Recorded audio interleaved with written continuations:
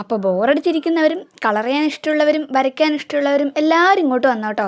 നമുക്കിന്നൊരു അടിപൊളി ഡ്രോയിങ് ചെയ്തെടുക്കാവേ. അപ്പോൾ ആദ്യം ഒരു ബുക്ക് എടുക്കുക. എന്നിട്ട് എന്ത് ചെയ്യുക, ഇതുപോലെ കുറച്ച് സർക്കിൾസ് അങ്ങ് ഗ്യാപ്പ് വിട്ടെന്ന് വരച്ചു കൊടുക്കുക കേട്ടോ. ഞാൻ തെറ്റുണ്ടാന്ന് കരുതി ആദ്യം തന്നെ പെന്ന് വെച്ച് ജസ്റ്റ് ഒരു ഡോട്ട് ഇട്ട് കൊടുത്തിട്ടുണ്ടേ. എന്നിട്ട് ഫുൾ അങ്ങ് സർക്കിൾ വരയ്ക്കുക. എന്നിട്ട് എന്ത് ചെയ്യുക, ഇത് ഫുള്ളൊന്ന് കളർ ചെയ്തെടുക്കാം കേട്ടോ. എന്നിട്ട് നേരെ നമുക്കിതിൽ ഒരു ചെയിൻ്റെ പാറ്റേൺ പോലെ ഒന്ന് വരച്ചു കൊടുക്കണം കേട്ടോ.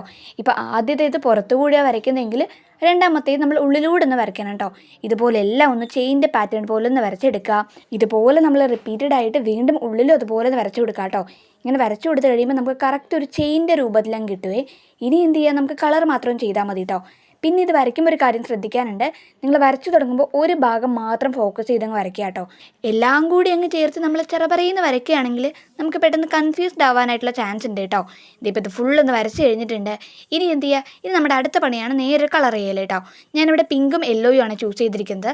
ഇനി എന്ത് ചെയ്യുക, ഒരു സൈഡ് നമ്മളിപ്പോൾ പിങ്ക് കൊടുത്തു കഴിഞ്ഞാൽ അടുത്തതിൽ നമ്മൾ എന്ത് ചെയ്യും, യെല്ലോ കൊടുക്കും. ഇങ്ങനെ മാറ്റി കളർ ചെയ്യുക കേട്ടോ. ഇപ്പം നമ്മുടെ കറക്റ്റ് ഇത് ഫുള്ളും കളർ ചെയ്ത് കഴിഞ്ഞാൽ നമ്മുടെ ഡ്രോയിങ് ഇവിടെ സെറ്റ് ആയിട്ടുണ്ട് കേട്ടോ.